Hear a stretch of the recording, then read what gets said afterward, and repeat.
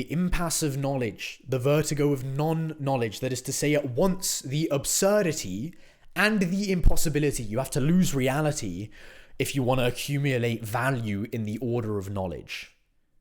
Because everything comes under this, and this is where capitalism then comes in again. Everything comes under the structural law of value. It's capitalism which fundamentally did this, but now it's the death of capital that we're experiencing for a different type of system.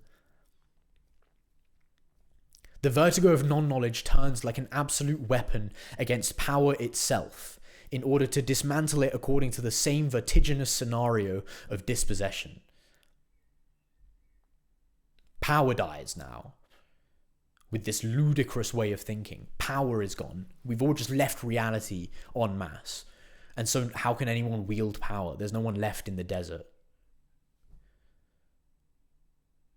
You free, the Elon Musk of the simulation in the Matrix example, and he's in the pod and he comes out and he's having a great time in there. He's more than anyone, he's going to be like, plug me back in, right? Like no one is in power. People like Elon Musk are less in power than the homeless person. That's how that makes sense. Today it cannot be achieved since power itself after knowledge has taken off, has become ungraspable, has dispossessed itself. Voluntarily. Right? Elon Musk, voluntarily, plug me back in. What is this? This isn't reality. Plug me back in. In a now uncertain institution without knowledge content, without a power structure, except for an archaic feudalism that turns a simulacrum of a machine whose destiny escapes it, and whose survival is as artificial as that of barracks and theatres. Right? It's just like feudalism when you're at uni. That's the only power structure left. Like, the teacher is in control and you are the peasants. Surprise, surprise. Oh, apparently university is not meant to be like that. Apparently, like, actual shit was meant to go down at university, and it wasn't just meant to be a miserable, like, education experience, and you, like, drink the other 50% of the time and try and forget about how shit your life is. Apparently, it didn't used to be like that. Apparently, guys. Yeah, apparently humans weren't always just fucking retarded. And it turns a simulacrum of a machine. It turns into this simulacrum of a machine whose destiny escapes it. Doesn't even know why it's alive anymore. Offensive eruption is impossible in these institutions now. Actually breaking the one way of thinking and the code that surrounds us. Only what precipitates rotting by accentuating the parodic, simulacral side of dying games of knowledge and power has any meaning. That's what May 68 did. That was the last real revolution that could take place, and that's the best that they could do. And he's going to get to that. He's going to explain more. The best that they could do, they couldn't make an offensive eruption. They could only precipitate the rotting by accentuating the parodic, simulacral side of dying games of knowledge and power. By like taking the piss even harder than the system was taking the piss, essentially. The system is taking the piss, right? By all of us, at least on the surface, really believing that universities have some place in our society as they currently are. And that we haven't, like they are anything but just like creating inputs to the economic machine, right? Again, what do you think of when you think of a good uni? You think of STEM, right? We said that, right? We said that. You can't pretend that it's okay. You need to just like take the piss harder than the system. And we'll see how they did that. For now, a strike has exactly the opposite effect. It regenerates the ideal of a possible university. So a strike makes it seem like a university is still like salvageable currently, right? Or we're going to go on strike. The students are going to go on strike. We want like this level of thinking and culture and knowledge. The system is in control now. You're just slowing it down by pretending that something is even salvageable. Like he's just saying it's time to move on, guys. It's time to move on to the next set of strategies. Like all of this shit that you wrote about is not going to cut it anymore. Have I been out of focus the entire time? So a strike has exactly the opposite effect for that reason. It regenerates the ideal of a possible university. The fiction of an ascension on everyone's part to a culture that is unlocatable actually by now. Like, what are we going to ascend to, guys? What do you have in mind? You're just fucking waffling. you're just simulating, that no longer has any meaning. I mean, now we don't even have, like, in the UK, like, a university strike? Are you fucking kidding me? Like, I didn't even know that was a thing. But in France, it used to be, like, a thing to actually, like, strike and, like, care for your thinkers. Like, the thought in France, like, they were taught philosophy in schools, and, like, people lined the streets for, like, Sartre's fucking death. Okay, like, they cared to an extent. I don't know why it's so fucking insane for people to think that philosophy has any somewhat of a central role in anything. This ideal is substituted for the operation of the university in its critical alternative as its therapy. This fiction still dreams of a permanency and democracy of knowledge. Besides, like, there is no longer the possibility of having knowledge, because we've passed into a space where there's no more knowledge. Like a non-Euclidean space is what he says. Euclidean meaning like flat and linear. We've moved into like this curved space. Like, you ever see the curved graphs? You know, like you know, these like interstellar gravity things, you know? That's the image. It's like, it's no longer the dialectic. We're generating it from a model. The whole Euclidean space thing never really clicked with me either. I don't like it, but maybe it works. Yeah, so this culture that the strike is trying to say that they're salvaging is unlocatable and no longer has any meaning. This ideal is substituted for the operation of the university as its critical alternative, as its therapy. So actually, one step more is that the system regenerates itself, like, through contradiction. The system does dialectics on itself and refines itself. This is what we call the refining of the code. That's what I meant by that. We're beyond capitalism. We're beyond anyone in power. So what's doing it? It's like the outside. Like, well, Nick Land thinks it's the outside at this point. Like, it's such a strong force that you have to hypothesize that, like, reality just works a different way, and it's like demons controlling us, and you have to go back to, like, the Dark Ages, right? Like, that's the best way to describe what is happening to people en masse. We are entering, like, metaphysical simulation. So we'll start talking about demons and Atlantis, and, like, this is really interesting, pataphysics. And I think Baudrillard and Nick Land are so close, and I don't even know if he knows it. So the ideal of this possible culture, how is it sated? What happens after the strike? Well, then the university just comes back into operation as its therapy.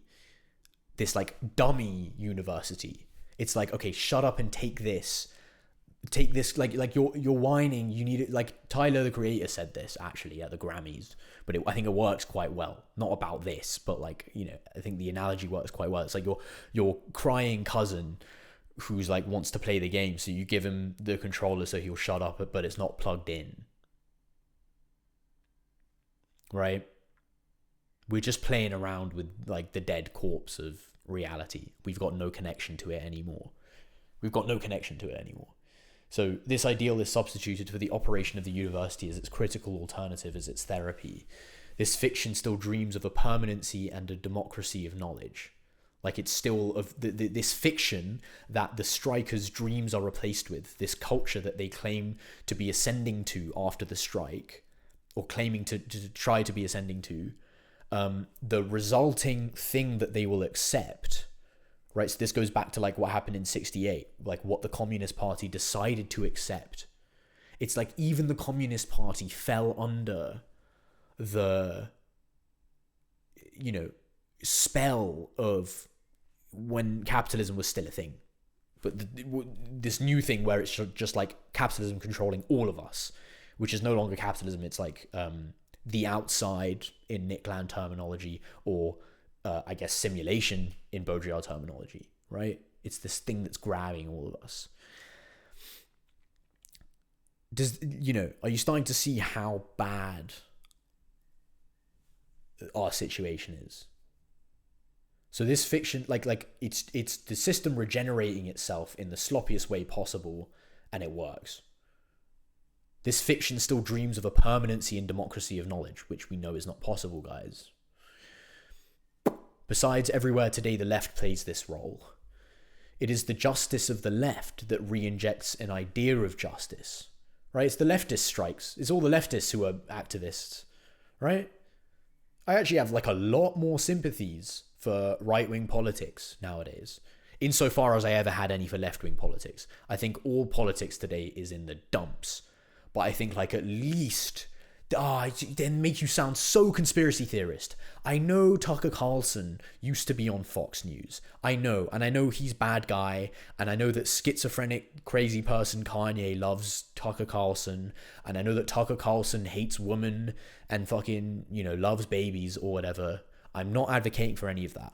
All I'm saying is, he acknowledges that there's something beyond the material, and he's willing to hear out these ideas in their crackpot form. I think that's the key. Tucker Carlson is no better than anyone on the left. Like, all the politics is bullshit. But Tucker Carlson will hold up the numogram, which is Nick Land's thing, and we're going to get into this in the pataphysics of simulacra. So essentially, what Nick Land is doing to make this work, like his theory fictions, which Baudrillard would have approved of because he thinks that's the only way to fight back. Like, Nick Land is doing what Baudrillard said was the only way to fight back. I want to really get to the end of this because it's at the very end it comes in. But he's doing that. And it's working. Like, people like Tucker Carlson are circulating it, and it's working, though. It works, but it's not the actual thing. This is the actual, best way we can describe the situation, actually. And so my point is, Tucker Carlson is not far from Jean Baudrillard, and Jean Baudrillard is on the left, and Tucker Carlson is considered to be on the right in America, and Baudrillard was on the left in France, two on the left. Maybe that's why, it all just sort of fucking goes to the same place at the end of the day, which is just spirituality, and that gets you pigeonholed as a right-wing, person in the US these days. Well, I don't know. They're probably not doing a good job of actually bringing back religion, but I think they try to. It really seemed, at least when he was talking, he really was trying to get to the actual religion thing. He's 2 steps away from Jean Baudrillard is my only point. Insofar as Nick Land is a step on the way to Baudrillard, and I'm gonna fucking sanction that, if you don't mind. And so today, all these strikers who are salvaging the university and slowing down the system of death and just giving it more legitimacy, so it can just fuck around with you more for longer. They haven't moved on yet. The left plays this role. It's the justice of the left that re-injects an idea of justice, the necessity of logic and social morals, into a rotten apparatus that is coming undone, which is losing all conscience of its legitimacy and renounces functioning almost of its own volition. The left serves a function and the right serves a function. They both serve functions to this ultimate overall thing. And this overall thing is just picking and choosing them like fucking condiments whenever it fucking wants to. Or it's playing it like a fucking piano, and it just you're gonna let this because people need more. It's self-stabilizing. We're in homeostasis. It is the left that secrets and desperately reproduces power because it wants power. And therefore the left believes in it. Right? Remember, power's going away. We're just leaving this thing altogether. The left's still trying to pretend like we're in this thing, so it's part of the problem. That's all he's saying. It is the left that secrets and desperately reproduces power through models, though, because it wants power, and therefore the left believes in it and revives it precisely where the system puts an end to it. We're doing the dialectic, we put an end to power, and then the left from here on out is just trying to generate some semblance. That's what Baudrillard means by the mirror of production. I've got a meme here, I think, involving the mirror of production. No, that's just... Okay, well, I guess it's somewhat of a fucking joke. This is how hard it is to find the mirror of fucking production, bro. If there wasn't this 30 quid guy, I would have to pay £100 for the guy's book. Don't you think that don't you think that something's going on when it's that hard to pay for a book? I don't know. When it's that hard, it's not like no one wants it because they're charging £100 for it. It's just really hard to get. Isn't that worse than banning books from libraries? Is the fact that no one gives a fuck apart from a few people who are like, I give a fuck It is the left that secrets and desperately reproduces power because it wants power, and therefore the left believes in it and revives it precisely where the system puts an end to it. The system puts an end one by one to all of its axioms, to all its institutions, and realizes one by one all the objectives of the historical and revolutionary left, that sees itself constrained now to revive the wheels of capital in order to lay siege to them one day. From private property to the small business, from the army to national grandeur, from Puritan morality to petit bourgeois culture, these are all leftist supported things. Justice at the university. Everything that is disappearing, that the system itself in its atrocity certainly, but also in its irreversible impulse, has liquidated, must be conserved. So we can lay siege to it again one day. Whence the paradoxical but necessary inversion of all the terms of political analysis. Power, or what takes its place, no longer believes in the university. It knows fundamentally that it is only a zone for the shelter and surveillance of a whole class of a certain age. It therefore has only to select. It will find its elite elsewhere or by other means.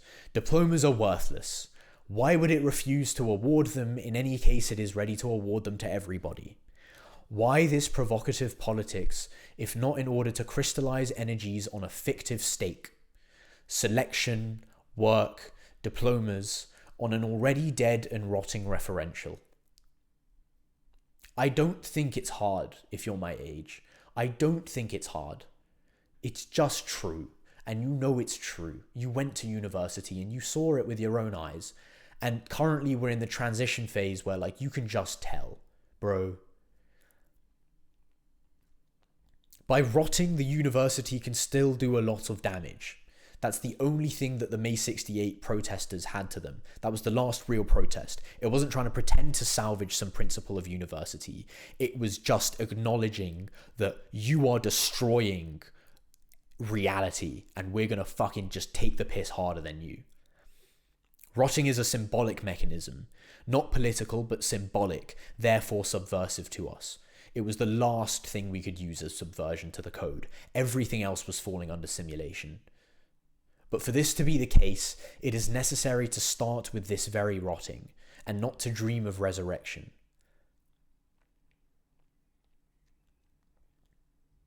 It is necessary to transform this rotting into a violent process, into violent death, through mockery and defiance, through a multiplied simulation that would offer the ritual of the death of the university as a model of decomposition to the whole of society, right? So we're in simulation. Anything we do is going to turn into a model, right? May 68, they knew that on some level, I think he's saying. That's the last time they really got to the end and they had the power to change things. The only thing that they could do, they were in simulation, we should multiply the simulation. Take the piss more than the system is taking the piss. Through mockery and defiance, transform this rotting of the university into a violent process. Just say, fuck you then. Fuck you then, we're just not going to go to university. Into violent death through multiplied simulation that would offer the ritual of death of the university as a model, because it's taking place in simulation, but it's a model of decomposition to the whole of society. A contagious model of disaffection of a whole social structure, where death would finally make its ravages, which the strike tries desperately to avert in its complicity with the system, the strike today I think he's talking about, but succeeds on top of it all only in transforming the university into a slow death, a delay that is not even the possible site of a subversion, of an offensive reversion, right? You're just going to let them take you inch by inch, and you're just going to choose not to feel it. That is what the events of May 68 produced. At a less advanced point in the process of the liquefaction of the university and of culture, the students, far from wishing to save the furniture, which I think in French has connotations of like, practico inert, like, static things in general. Revive the lost object in an ideal mode, like what's already there. far from wishing to save the furniture, like the existing type of university. It was the last real thing where they weren't trying to pretend to salvage a principle. It retorted by confronting power with the challenge of the total immediate death of the institution, the challenge of a deterritorialization, a freeing of energies, if you want to call it that, but outside the realms of the system, like not liberated in terms of the market and your labor power is liberated, but such a violent liberation that even simulation can't handle it. Even this post-capitalism that we're living in can't recuperate it, can't re-territorialize it.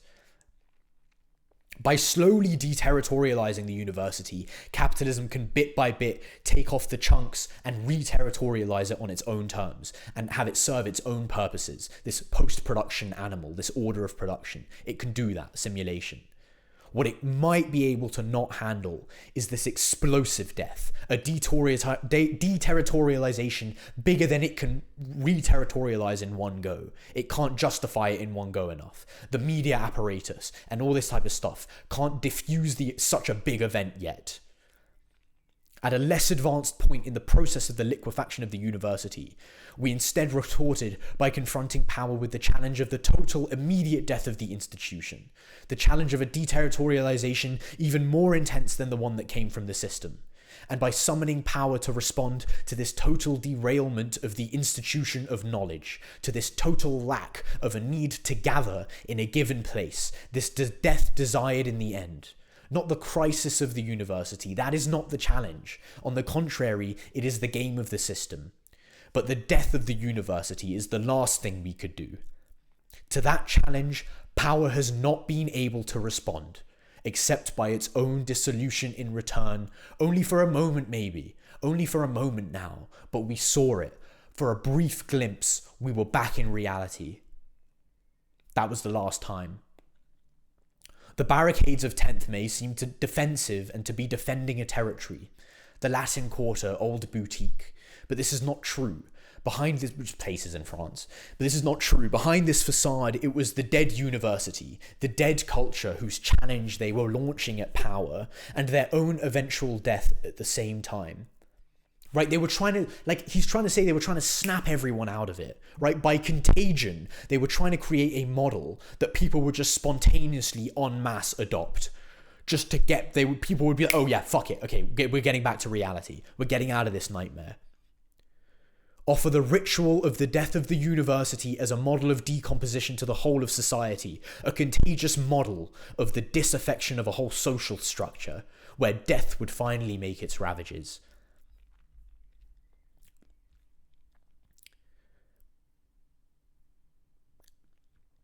A transformation into immediate sacrifice, which was only the long-term operation of the system itself, the liquidation of culture and of knowledge, but it has to do it inch by inch by incorporating it into simulation slowly and slowly until it's perfected itself.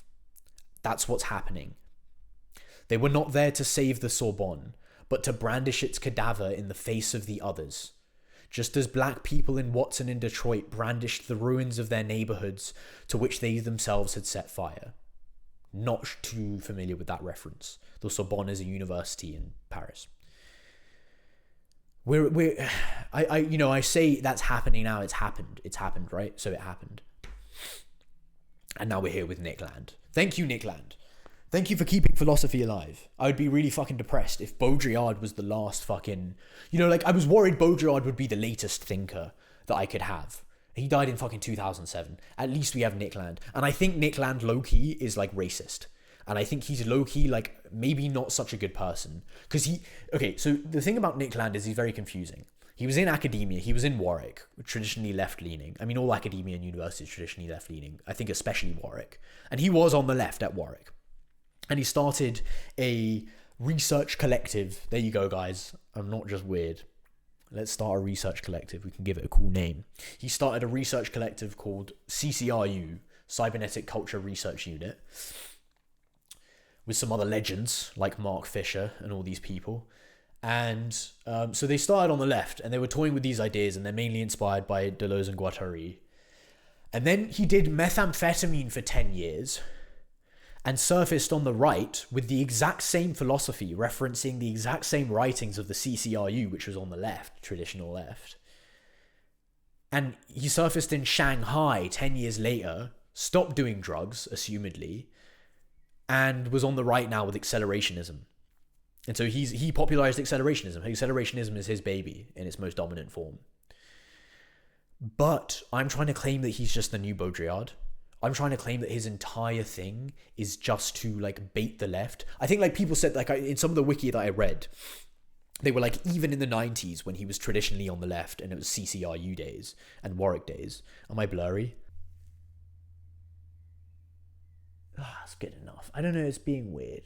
Even in his CCRU days, he was known as someone who would like bait the left, even though he was technically on the left. And I think he just refined that technique. And I think by bait the left, he's actually like doing the one thing left to us. But because he's doing it, it involves like not being too self-aware about it. But he's just straight up racist on his Twitter in some places. Like, I don't know what he's trying to do. Nick Land, I'm not racist. I'm all for diversity. I just think that the multiculturalism in globalization is just a thin layer. It's not true multiculturalism, and it's used for a different purpose, which is to perpetuate capitalism. That's all I think. Post-capitalism, simulation. What can one brandish today? No longer even the ruins of knowledge, of culture. The ruins themselves are defunct. So May 68 was the last time we could do that. We know it. We have mourned Nanterre for 7 years. 68 is dead, repeatable only as a phantasm, a ghost of mourning. What would be the equivalent in symbolic violence, that is to say beyond the political, which is the only thing left to us, to cause an offensive eruption, would be the same operation that caused non-knowledge, the rotting of knowledge, to come up against power. No longer discovering this fabulous energy on the same level at all, but on the superior spiral, causing non-power, the rotting of power, to come up against what precisely? So already he's trying to formulate what is the next thing here. So the ruins themselves are defunct. That was 1968. The rotting of knowledge to come up against power. So we, dialectical system, reality, Hegelian dialectic, and left is trying to revive this because it doesn't even know how to deal with where it just went. The same operation that we now need to do in this state is to do what caused non-knowledge, which is this stuff being generated here by the model. It's not even moving forward. History has come to a halt. This is like history, it's come to a halt. We just like stuck here generating stuff in circles.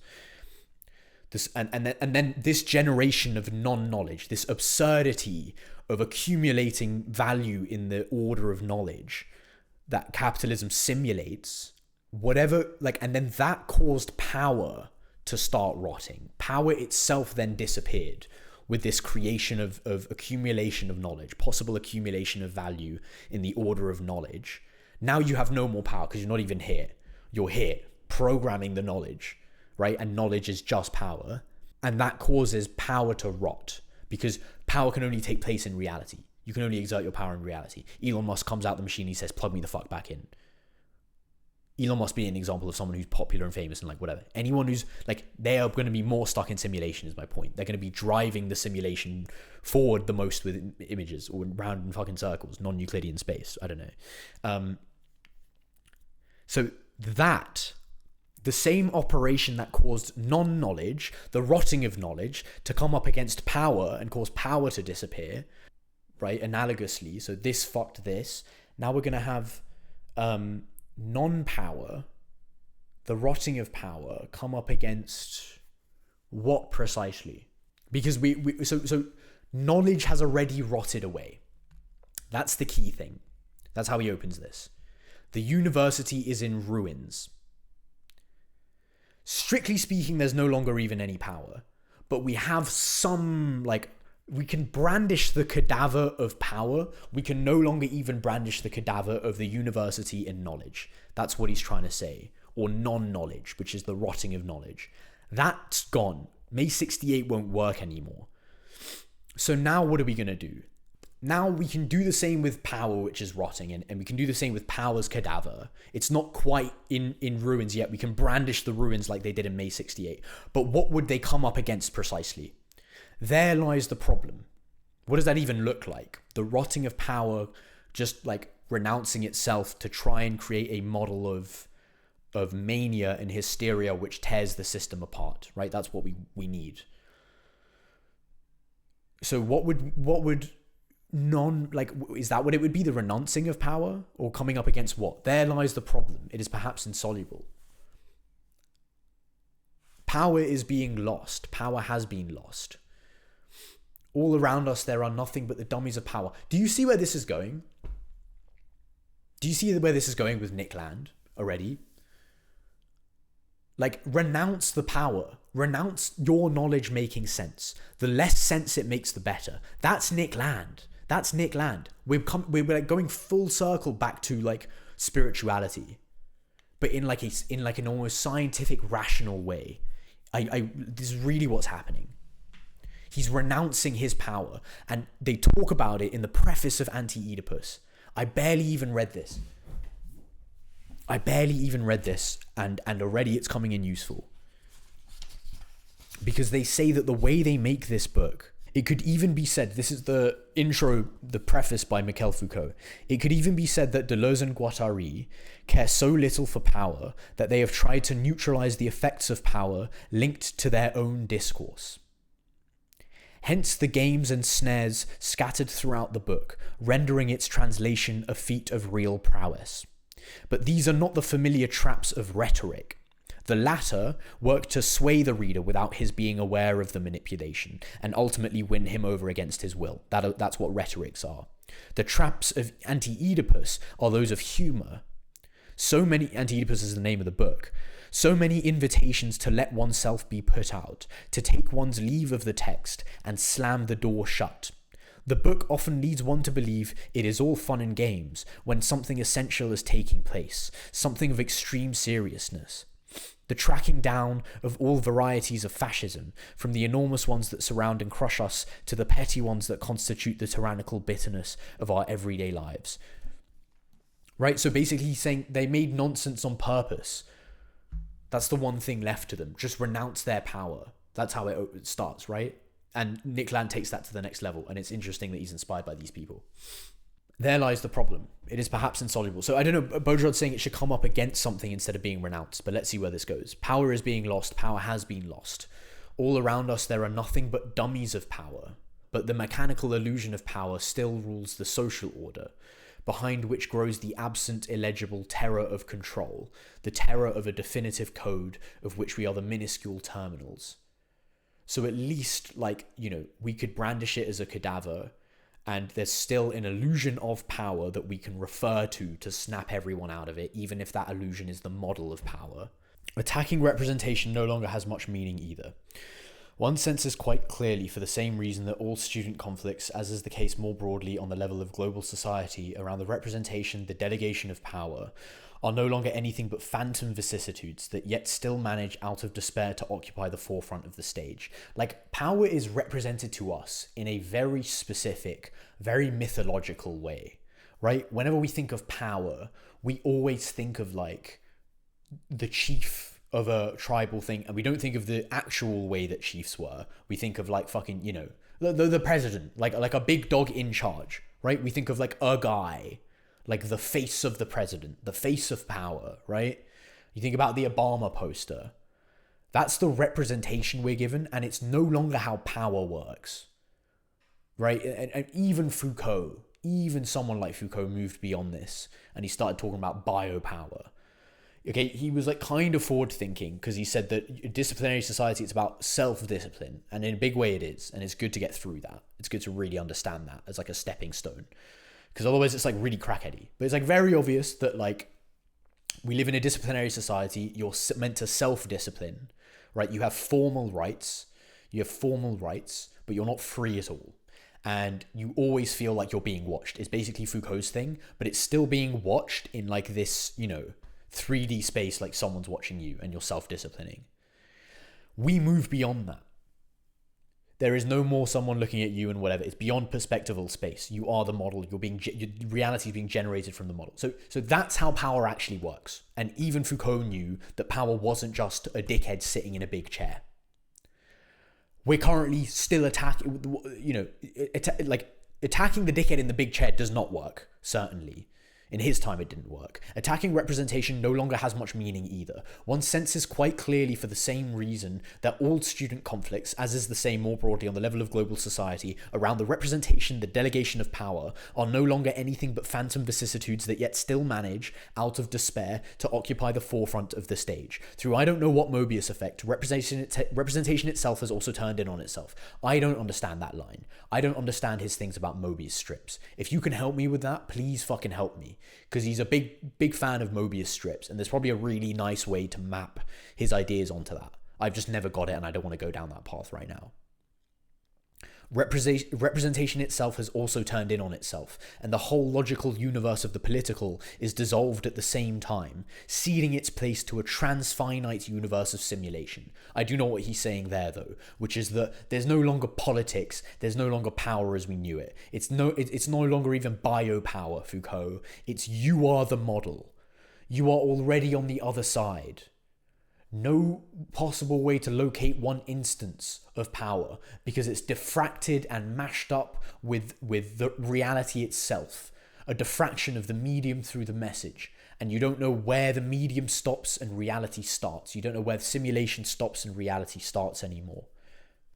You're just thinking about everything. You're thinking about only appearances most of the time now.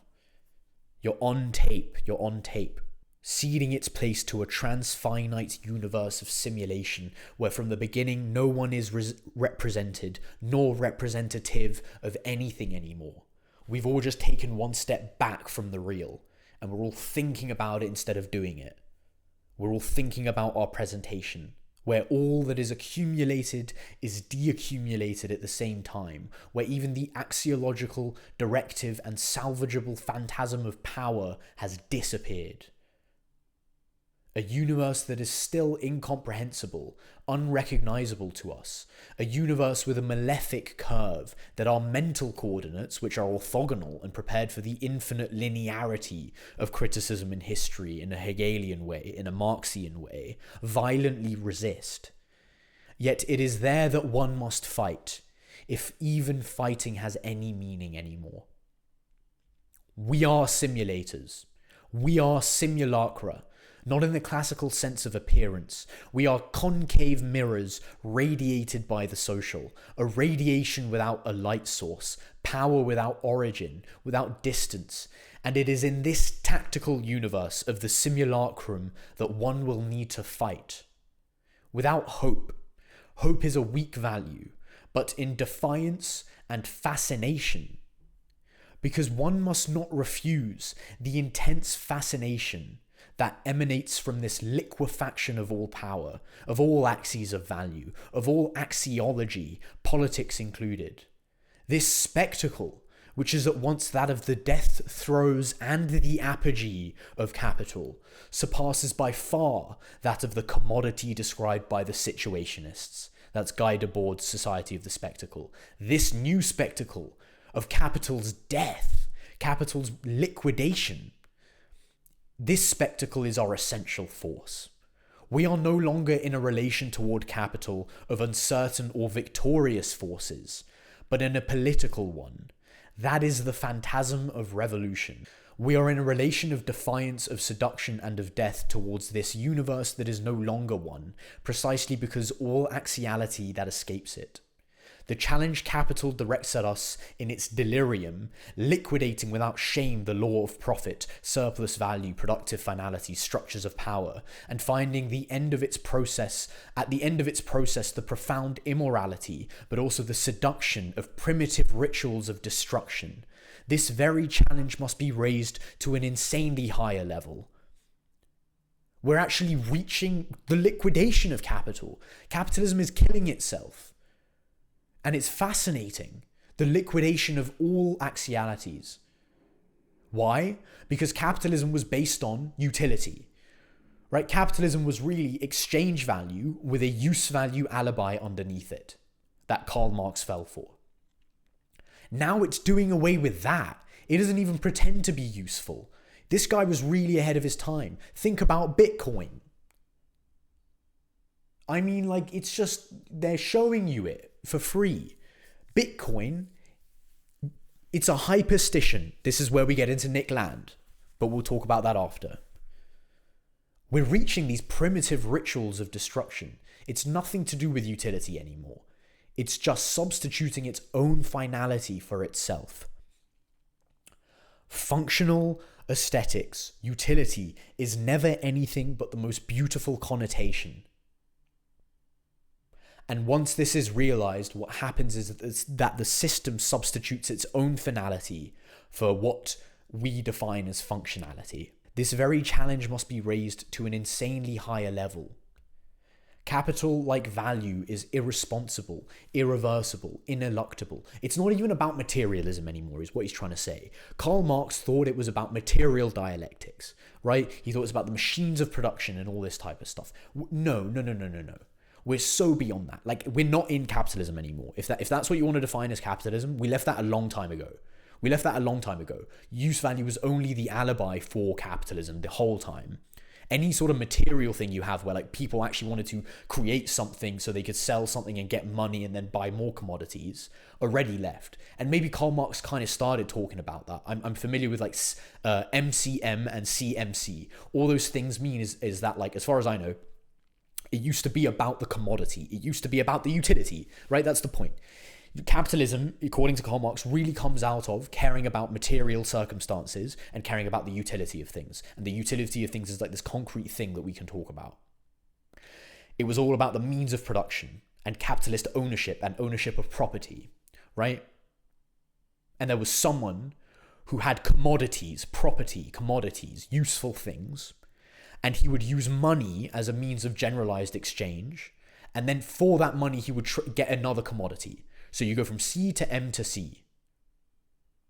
That's what Karl Marx thought capitalism was.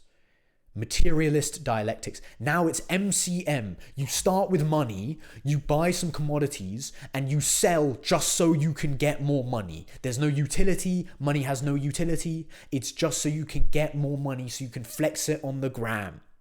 Because that's the finality that the system has substituted for what functionalism means now. And for what utility means now. And a Rolex has utility. And a Rolex is essentially just money for money's sake. No utility, right? Because it helps the system. It helps it keep going. It substituted its own finality. We see this all around us. It's almost so obvious that it's hard to talk about. So it liquidates itself. It's no longer capitalism. It's no longer about material dialectics. It's about MCM. It's about way beyond that, even MCM. It's about generalized exchange of everything for the sake of it. The perfection of the code for the sake of it, right? That's why at times it's not a very political book, actually. At times. It's quite political overall. But at times it's just talking about science. Or it's claiming that science is politics, I suppose. It's claiming that all knowledge is, power. Knowledge is power, yeah? So... But it's mainly about that. We're just chasing this perfection of the code, this absolute knowledge, this fixity of knowledge, and ending reality. Because what is this that's driving us? He sometimes asks himself. But anyway, that's the idea. Capitalism is liquidating without shame the law of profit, surplus value, productive finalities, structures of power, and finding at the end of its process the profound immorality, but also the seduction of primitive rituals of destruction. This very challenge must be raised to an insanely higher level. Here we have resonance with Bataille and his idea of potlatch and his idea of primitive rituals of destruction. And he thought that was a good thing. And Baudrillard thinks it's a good thing. He thinks that destruction is like the symbolic, and what we've lost is the symbolic. That's like the thing beyond the material realm that Tucker Carlson and people like that. I don't know why it's only fucking Tucker Carlson, but people, when they refer to spirituality, they're referring to if they're really referring to it, and it's not an image of itself, they're referring to the symbolic order. And it's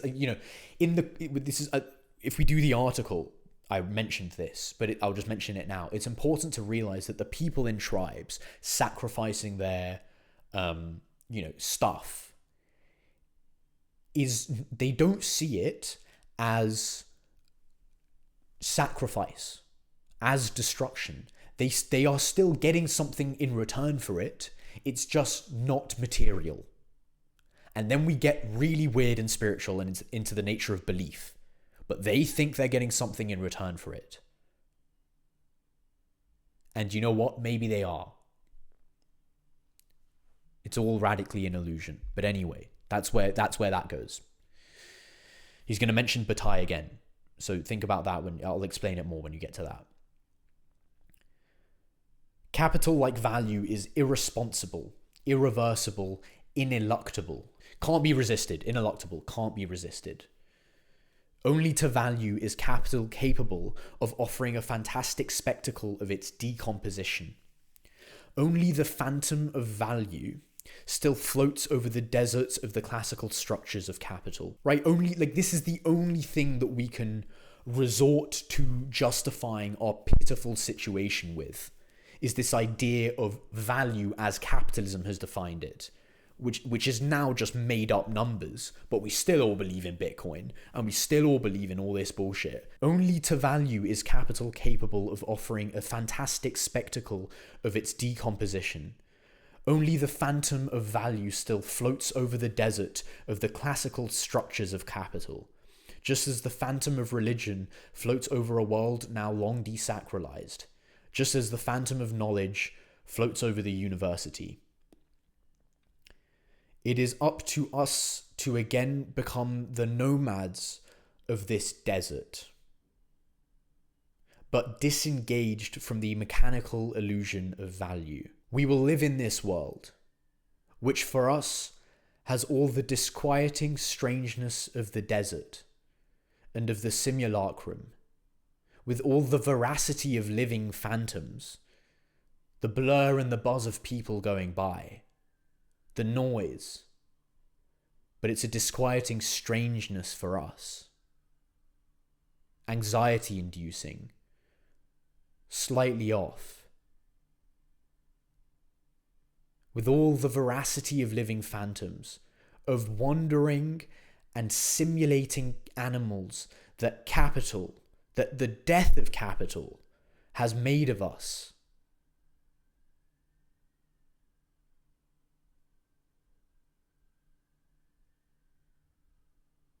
You go outside today, it's wandering and simulating animals that the death of capital has made of us.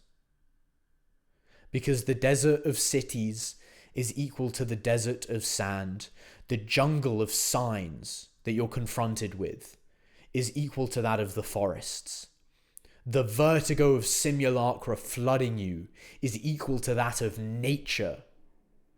Only the vertiginous, like vertigo, like you're dizzy, seduction of a dying system remains, in which work buries work, in which value buries value, leaving a virgin sacred space without pathways, continuous as Bataille wished it, where only the wind lifts the sand, where only the wind watches over the sand. Without pathways continuous, the discontinuous realm is the profane realm, the everyday realm. We are subjects, there are objects, we manipulate and subordinate the objects, we have very strict boundaries and ideas about how things work and about what's useful and valuable and our relation to the world. Bataille wished of a sacred space opposed to that, or different from that. And this is how the tribal people in primitive societies would keep contact with that sacred space, that continuous space, without subjectivity, without object. They would sacrifice their material substance to acknowledge that they understand this place. So capital achieved what Bataille envisioned. Capital achieved this sacred space without pathways, where only the wind lifts the sand, where only the wind watches over the sand. What can one make of all this in the political order? Very little. So what's wrong? We have to fight against the profound fascination exerted on us by the death throes of capital. against the staging by capital of its own death, when we are really the ones in our final hours. Fuck! Okay, I realized I wasn't showing the right screen. That's annoying. I'll just put that up in edit. But we also have to fight against the profound fascination exerted on us by the death throes of capital, against the staging by capital of its own death, when we are really the ones in our final hours. To leave it the initiative of its own death is to leave it all the privileges of revolution. 1981, this was written. Think about 2008. Surrounded by the simulacrum of value and the phantom of capital and of power, we are much more disarmed and impotent than when surrounded by the law of value and of the commodity, since the system has revealed itself capable of integrating its own death, and since we are relieved of the responsibility for this death, and thus of the stake of our own life. It was much better to be in capitalism. It's much worse in simulation, because in simulation, the system is capable of integrating its own death. It can stage its own death forever. Resurrected anticipation. We're just holding on. It's someone else's problem. We're just holding on. We're just holding on until we disappear. We are relieved of the responsibility for this death, and thus of the stake of our own life. We don't need to worry about our existence. We'll just be the living dead. It will keep us alive, and it will give us just enough free time. Worse than that, it will make sure that we feel like we have just enough free time, and it will set that bar wherever it wants, and then it will take everything from us, and we'll be fine with it. We'll be just fine. At least we're relieved of the responsibility and the stakes of our own life. At least we don't have to worry about that. And we're relieved of the responsibility of this death. Oh, it's going to happen. I'll keep going about my day. So nothing happens. Oh, it's going to collapse. There'll be a revolution. There'll be a revolution, bro. I think the next financial crisis, there'll be a revolution. I've had people come up to me and say that earnestly. And I never used to think like that. And when someone said that to me, I was on the fence as to whether I should think like that. And then I fucking read Jean Baudrillard, and I was like, oh no, that's the system wanting me to think like that. I'm not alive right now because I'm thinking like that. Stop thinking like that. Stop thinking like that. Change your life. Change your life. It's to do with you, and everything else around you will change. This supreme ruse of the system, that of the simulacrum of its death, anticipated resurrection, through which it maintains us in life by having liquidated through absorption all possible negativity, only a superior ruse can stop, right? There's no one bothering us too much. Everything's neutral, everything's slightly positive, we're all formally liberated. We all formally have rights. We can all convince ourselves that everything is fine because we can access all the information, and censorship isn't really that bad. It's not really that bad, censorship. And you can be who you want to be, and you can go out and dress how you want within reason. Everyone will be judging you according to the model, but hey, you won't go to jail. You won't die. You won't die. So now we're relieved of the stake of our own life. Now we don't have to worry about anything. And those billionaires are kind of being dickheads, but like, I'm alive. I get food. I just want food, and then I can like pretend like I'm happy according to a model. I just want food and something from which to generate my representations. Something from which to create my representations. Whether that's reality or whether that's a model. I just need something to represent with.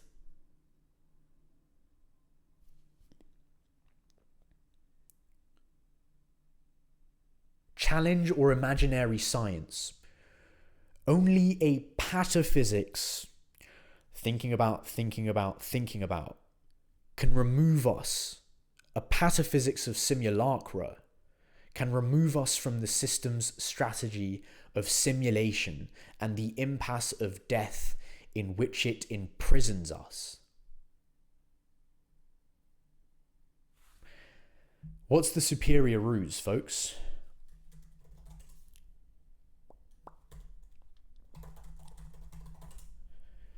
Nickland's numogram.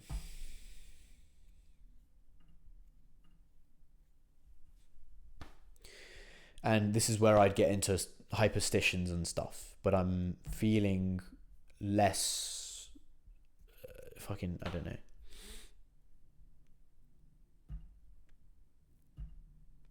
I think we should save that. We should do this because it's been a good couple hours now, and then we can do this about next.